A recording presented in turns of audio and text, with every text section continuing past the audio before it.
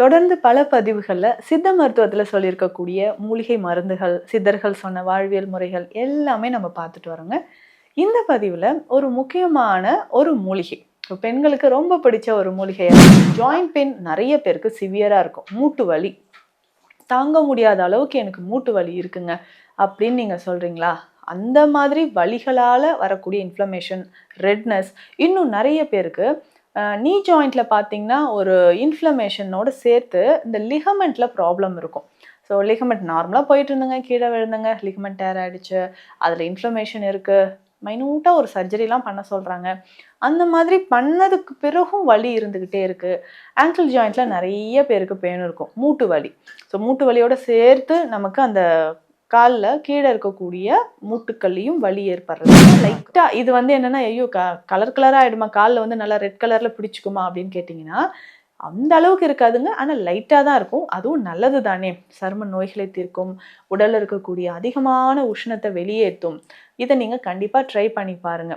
கால் மூட்டுலயும் சரி, கால் பாதத்திலயும் சரி, நல்லாவே உங்களுக்கு அந்த வலியை குறைப்பதற்கும், உடல் உஷ்ணத்தை குறைப்பதற்கும் இது தொடர்ந்து ரெகுலரா இத நீங்க வாரத்துக்கு 2, 3 நாள் கூட நம்ம பயன்படுத்தலாம். இன்னொரு விஷயம் என்னன்னா, சித்த மருத்துவத்துல இந்த வலிகளுக்கான தைலம் நம்ம பயன்படுத்துறோம்.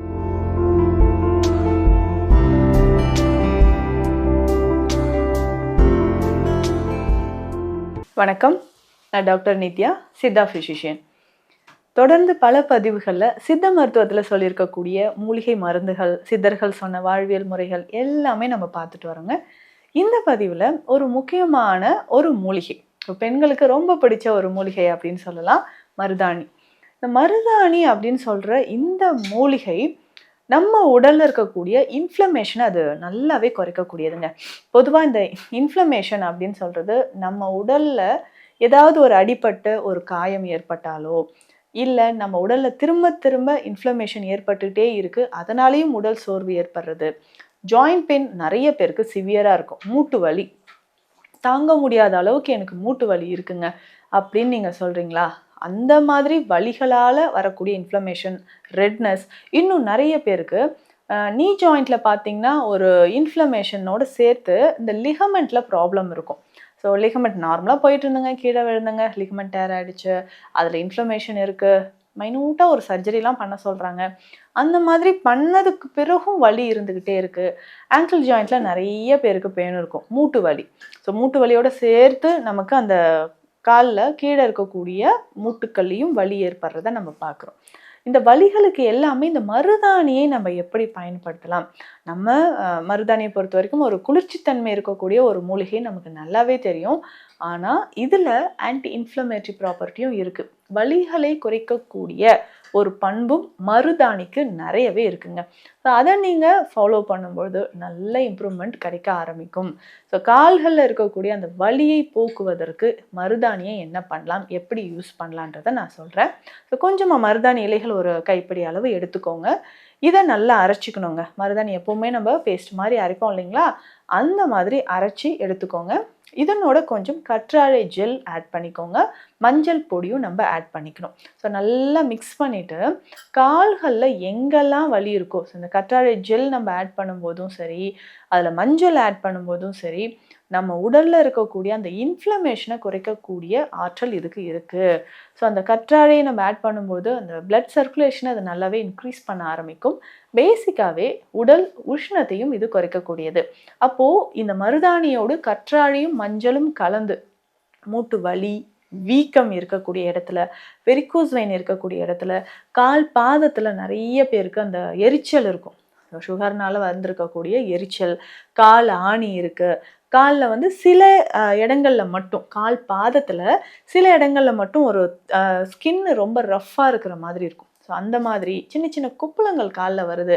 ட்ரைனஸ் இந்த எக்ஸிமா அந்த பல்மோ பிளான்டர் சொரியாசிஸ் கண்டிஷன்லயோ, எக்ஸிமா மாதிரி கண்டிஷன்லலாம் கால் பாதத்துல அதிகமான வெடிப்புகள் இருக்கும். பித்த வெடிப்புகள் இருக்கு. அந்த இடத்துலயும் இந்த மருதாணியும், நம்ம கற்றாழையும், மஞ்சளும் சேர்த்து அரைத்து பற்று போட்டுக்கிட்டே வரலாம்.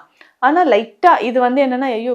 கலர் கலரா ஆயிடுமா? கால்ல நல்லா ரெட் கலர்ல பிடிச்சுக்குமா? அப்படின்னு கேட்டீங்கன்னா, அந்த அளவுக்கு இருக்காதுங்க. ஆனா லைட்டா தான் இருக்கும். அதுவும் நல்லது தானே! சரும நோய்களை தீர்க்கும், உடல்ல இருக்கக்கூடிய அதிகமான உஷ்ணத்த வெளியேத்தும். இத நீங்க கண்டிப்பா ட்ரை பண்ணி பாருங்க. கால் மூட்டுலயும் சரி, கால் பாதத்திலயும் சரி, நல்லாவே உங்களுக்கு அந்த வலியை குறைப்பதற்கும், உடல் உஷ்ணத்த குறைப்பதற்கும் இது பயன்படுது. ஸோ தொடர்ந்து ரெகுலரா இத நீங்க வாரத்துக்கு 2, 3 நாள் கூட நம்ம பயன்படுத்தலாம். இன்னொரு விஷயம் என்னன்னா, சித்த மருத்துவத்துல இந்த வலிகளுக்கான தைலம் நம்ம பயன்படுத்துறோம். மகா நாராயண தைலம், மகா ராஜாங்க தைலம். இந்த மாதிரி தைலங்கள் சிவப்பு குக்கில் தைலம்லாம் நான் சொல்லியிருக்கேன் இல்லைங்களா? இந்த மாதிரி தைலங்கள நீங்க மூட்டுக்கள்ல அப்ளை பண்ணிக்கலாம். மூட்டுக்கல்ல நல்லா நீங்க அப்ளை பண்ணிக்கிட்டே வரும்பொழுது, மருதாணி இலைகள் தண்ணீர்ல போட்டு ஒரு 2 கைப்பிடி அளவு தண்ணீர்ல போட்டு நல்லா பாயில் பண்ணி, அந்த தண்ணீர ஒற்றடத்திற்காக நம்ம பயன்படுத்தலாம். ஸோ ஒற்றடத்துக்காக நம்ம பயன்படுத்தும் பொழுதும் வலிகள் நமக்கு நல்லாவே குறைய ஆரம்பிக்கும். ஸோ மருதாணி அத தண்ணீர்ல போட்டு நல்லா பாயில் பண்ணி, அந்த தண்ணீர ஒற்றடத்துக்காக பயன்படுத்தும் பொழுதும் வலிகள் நமக்கு குறைய ஆரம்பிக்கும்.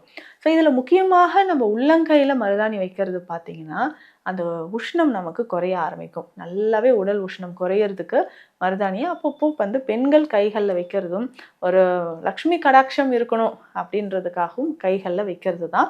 இதில முக்கியமாக பார்த்தீங்கன்னா, நம்ம தலையில இருக்கக்கூடிய அந்த டாண்ட்ரஃப் அதிகமான ஒரு ட்ரைனஸ், பொடுகு இது எல்லாமே தீர்வதற்கும் நம்ம மருதாணியை பயன்படுத்தலாம். இந்த மருதாணி தண்ணீர் இருக்கு பார்த்தீங்களா?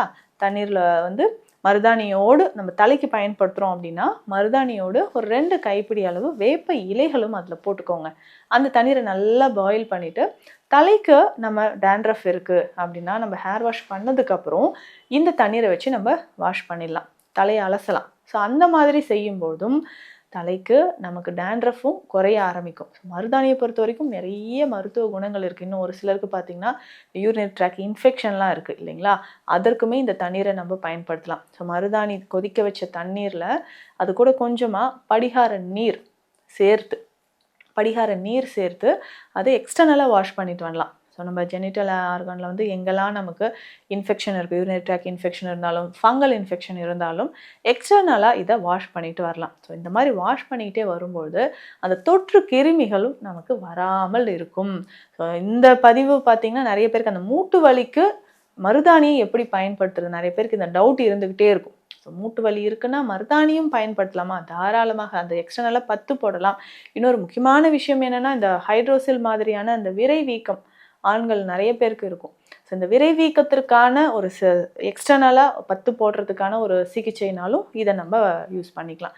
ஸோ ரெகுலராக மருதாணி அப்படின்னு சொல்கிற ஒரு விஷயம் அழகுக்காக மட்டும் இல்லை, நிறைய மருத்துவ குணங்கள் இருக்குது. சரும நோய்களுக்காக செய்யக்கூடிய தைலங்களாக இருக்கட்டும், கூந்தல் தைலங்களாக இருக்கட்டும், நிறைய இடங்களில் அந்த மூலிகைகளை மருதாணியை நம்ம பயன்படுத்துகிறோம். ஸோ வலிகளுக்கு இந்த மாதிரி பயன்படுத்தி பாருங்கள், உங்களுக்கு நல்ல ரிசல்ட் இருக்கும். ஸோ இதை தாண்டி உங்களுக்கு மூட்டு வலி இருக்குது, இதற்கான சித்த மருத்துவ ஆலோசனைகள் தேவைப்படுதுன்னா ஸ்க்ரீனில் இருக்கிற நம்பருக்கு கால் பண்ணுங்கள். நன்றி.